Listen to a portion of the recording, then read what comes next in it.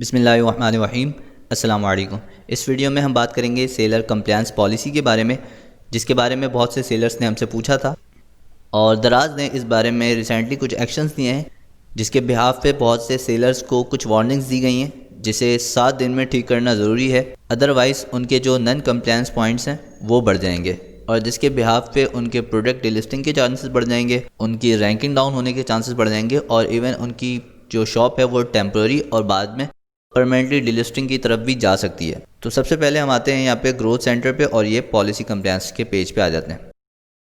ये एक ऐसा पेज है जो हर सेलर को चाहिए कि रोज़ाना की बुनियाद पे इस पे नज़र रखे और इस पे अगर कोई वार्निंग आती है तो उसे जितना जल्दी हो सके ठीक करे, और अगर किसी एक्शन की वजह से आपकी एनसीपी यानी कि नॉन कंप्लायंस पॉइंट्स बढ़ रहे हैं तो आपको उस एक्शंस को रिपीट नहीं होने देना है किसी भी सूरत। अदरवाइज़ इसके बढ़ने से आपके ख़िलाफ़ सख्त एक्शन लिया जा सकता है और फिर उस पर कोई अपील भी समटाइम नहीं सुनी जाती।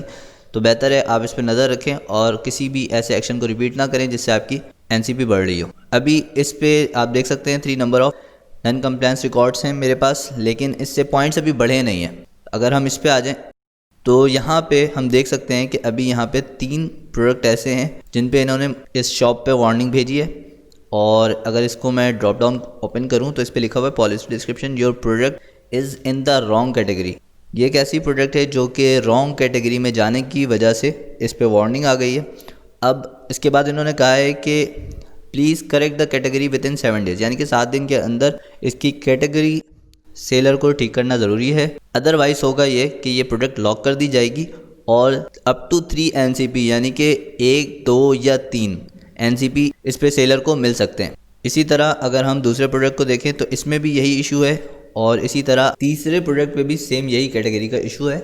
ऐसा बहुत से सेलर्स के साथ इस वक्त हुआ है, तो आपको भी चाहिए कि आप जाके कंप्लायंस पॉलिसी का ये पेज ज़रूर देखें अपने अकाउंट पर और जो वार्निंग्स है उसे फ़ौरन ठीक करें, अदरवाइज़ ये आपकी शॉप के लिए मसला बन सकता है। इसके बाद हम ये देख लेते हैं कि कंप्लायंस पॉलिसी बढ़ने से हमें क्या क्या नुकसान हो सकता है।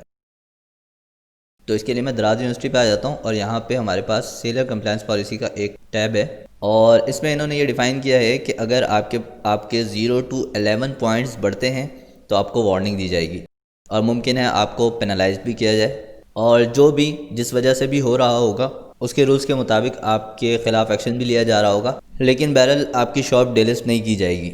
अगर 12 से 23 पॉइंट्स आपके बढ़ जाते हैं तो सर्च ब्लॉक कर दिया जाएगा 7 दिनों के लिए, यानी कि कोई भी आपका प्रोडक्ट सर्च करने पे नज़र नहीं आएगा और इवन कोई भी कस्टमर आके किसी भी कैटेगरी को सिलेक्ट करता है तो वहाँ भी आपके प्रोडक्ट सर्च नहीं होंगे। सिर्फ वही लोग आपके प्रोडक्ट तक पहुँच सकेंगे जिनके पास आपके प्रोडक्ट का लिंक होगा, अदरवाइज़ आपकी प्रोडक्ट फाइंडेबल नहीं होगी।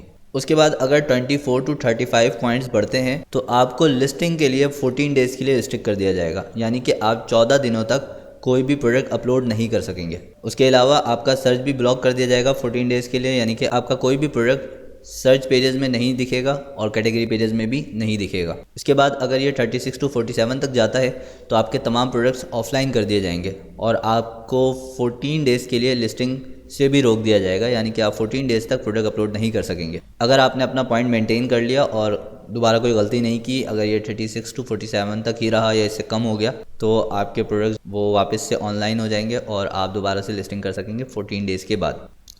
और अगर आपका एनसीपी 48 या उससे ऊपर चला गया तो आपकी शॉप हमेशा के लिए परमानेंटली डिलिस्ट कर दी जाएगी और फिर आप अपनी उस एनआईसी पे जो कि आपके अकाउंट के साथ अटैच होगी, उस बैंक अकाउंट पे जो आपके उस अकाउंट के साथ अटैच होगी, आप दूसरा कोई भी सेलर अकाउंट दराज पे नहीं बना सकेंगे। इसके अलावा इन्होंने यहाँ पे seller non compliance points charts भी बनाए हुए हैं, जिसमें प्रोडक्ट गाइडलाइन पॉलिसी है, फेयर ट्रेडिंग पॉलिसी है, सेलर बिहेवियर पॉलिसी है और रिस्ट्रिक्टेड ब्रांड लिस्ट वगैरह है।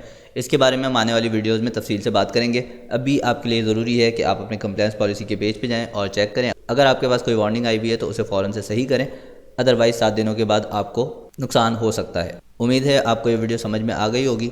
अगर इस तरह की मज़ीद वीडियोज़ देखना चाहते हैं तो हमारे इस चैनल को सब्सक्राइब ज़रूर करें। आपके जहन में कोई भी इस तरह का सवाल हो कमेंट सेक्शन में ज़रूर पूछें, हम आपके सवालों का तफसीली जवाब देने की पूरी कोशिश करेंगे। मिलते हैं अगली वीडियो में, तब तक अपना ख्याल रखिएगा। अल्लाह हाफ़िज़।